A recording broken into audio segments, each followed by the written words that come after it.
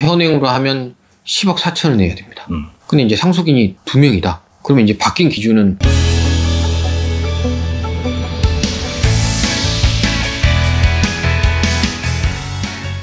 문제를 남겨주시면 답은 저희가 찾겠습니다. 요즘에 세법 개정안, 특히 이제 상속세에 대해서 개정을 하겠다.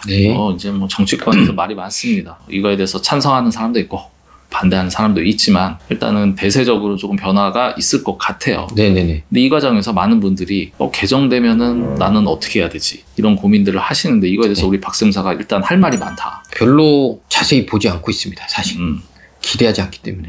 그리고 바뀐다고 해도 이게 지금 다 착각하시는 게 있는데 지금 벌써 된 줄 알고 찾아오시는 분들이 있습니다. 그건 아니고요. 올해 이제 안을 올릴 거라는 건데 이게 된다고 하더라도 시행되는 건 지금 예상은 아무리 빨라야 28년이에요. 그럼 그때 제가 이 일을 하고 있을까요? 일을 하고 있겠지만 그만큼 아직 멀었다는 거예요. 그렇죠. 지금 뭐 공청회도 거쳐야 되고 법안도 제출해야 되고 그 다음에 한 2년간의 어떤 시스템 마련 등등을 하면 빨라야 28년이라고 하는데 3년 뒤에 발생할 상속의 상황 혹은 이전일지 이후일지를 예측한다는 것 말이 안 되겠죠. 그리고 제가 이거 염두에 많이 안 두는 이유가 어차피 이제 증여세의 변화가 아니라 상속세의 변화거든요. 그럼 상속은 사실 사망이 발생해야 되잖아요. 그럼 지금 돌아가실 것 같은 분을 3년만 더 살아주세요 이렇게 하라는 건가? 이게 계획을 잡는 건 쉽지 않고, 그러니까 저희가 기존에 하던 것처럼 증여 계획을 잘 세우면 이건 당연히 잘 된다고 보시면 될 것 같기는 합니다. 자, 일단은 어찌됐든 개정안이 있기 때문에 좀 알아보고 또 거기에 맞춰서 앞으로 어떤 대응을 해야 될지 조금 시작을 해볼게요. 상속세 개정안의 가장 큰 틀을 보면 유산세에서 유산 취득세로 바뀐다.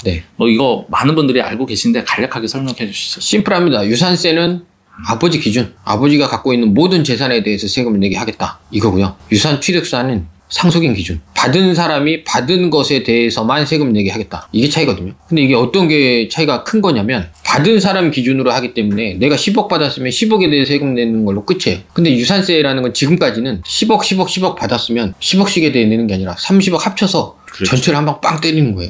그건 좀 불합리하긴 하죠, 사실은. 그렇죠. 그리고 그 중에는 적게 받은 사람도 있고 더 받은 사람도 있을 텐데 세금은 똑같다라고 하면 조금 억울한 감이 있는데 이제는 취득 방식, 즉 10억에 대해서 5억, 5억으로 나눴을 때 세율이란 게 이제 누진세잖아요. 그렇죠. 1억부터 30억까지 이제 기준이 있지만은 10%, 20% 해서 50%까지 올라가는데 나눠짐으로 인해서 낮은 세율을 적용받을 수 있다면 세금이 줄겠죠. 맞습니다. 그래서 저희가 대략 시뮬레이션을 돌려보니까 30억 기준 혹은 100억 기준으로 한번 시뮬레이션 돌려봤는데 대략 어떻게 좀 차이가 날까요? 일단 공제는 없다고 가정하고 공제는 이미 된 거 기준에서 30억이다. 그러면 현행으로 하면 10억 4천을 내야 됩니다.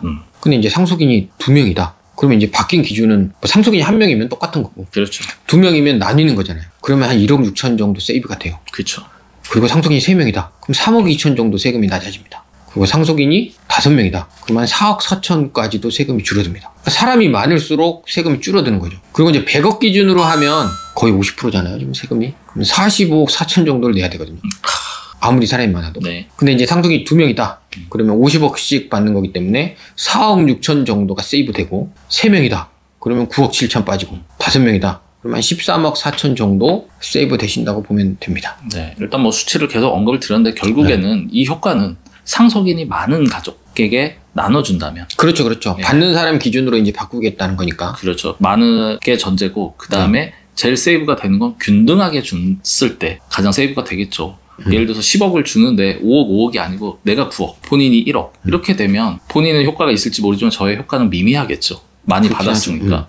이런데 사실 이 유산 취득세는 뭐 합리적이기도 하지만 약간의 한계점은 있는 것 같아요. 요즘 같은 핵가족 시대, 가족이 많지 않은 분들은 뭐 제한적으로 적용이 될 것 같고요. 그 다음에 또 어떤 특수 가정 같은 경우에는 아들에게만 주겠다. 아니면 나는 셋째 딸에게만 주겠다. 누구에게 더 주겠다. 이런 것들이 있다 보니까 요거는 조금 세금상으로는 혜택은 있을지언정 가족 간에 조금 다툼이 있을 수도 있고 조금 협의가 필요한 부분이 있어 보입니다. 자, 일단은 유산 취득세에 대해서 좀 알아봤고요.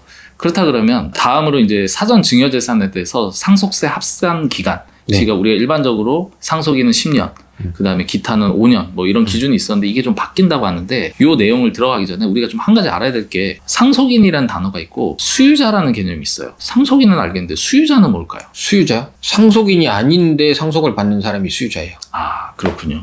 유언 증여라든가 그런 뭐 유언 대용 신탁이라든가 돌아가시면 받는 기준을 만들어 놨을 때 이 사람은 상속인이 아닌데도 받는 사람들이 있잖아요. 그렇죠. 그걸 말합니다. 그렇다면 일반적으로 이제 부모님 기준으로는 상속인은 자녀가 될 거고요. 그렇죠. 그다음에 수유자는 손자나 며느리, 며느리, 사위 이런 쪽이 될 거고요. 자, 그렇다면 어떻게 합산 기간이 바뀌는지. 현행은 상속인은 10년, 수유자는 5년이거든요. 그리고 그 외에도 5년이에요. 그 외에는 이제 아예 관계없는 사람. 예를 들어 뭐 딴 데다 줄 수도 있잖아요. 기부할 수도 있고. 근데 이제 이게 바뀝니다. 바뀌면 이건 좀 안 좋아지는 것 같은데 상속인도 수유자도 10년입니다. 10년을 합산하겠다는 거죠. 네네. 그리고 그 외에는 아예 합산하지 않습니다. 왜냐면 준 걸로 끝나는 거예요. 받는 사람 기준으로 하기 때문에. 그렇죠. 이게 법이 왜 이렇게 바뀌었나 봤더니 이제 기부를 했음에도 불구하고 선의 목적으로 했는데 이게 다시 5년 이내에 기부한 것들이 상속재산에 포함돼서 상속세를 내야 된다 그러면 그렇죠. 사실 좀 불합리성이 있기 때문에 이런 것들을 이제 빼겠다.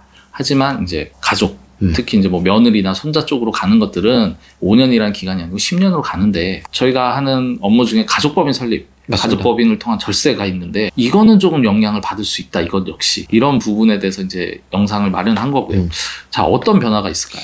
그러니까 저희가 실제 진행해 보면 효과가 크면 시간이 지나면 개정안이 나와요. 이게 이번에 크게 이제 바뀔 수 있을 것 같은데 바뀔 것 같은데요. 지금은 사실 영리법인에 유증을 하면 그 법인의 주주가 상속인일 때 그리고 상속인의 직계 비속 아들까지 이럴 때만 상속세를 내고 만약에 며느리나 사위다 그럼 상속인이 아니잖아요. 그렇죠. 그럼 법인세 내고 그냥 끝났거든요. 그렇죠.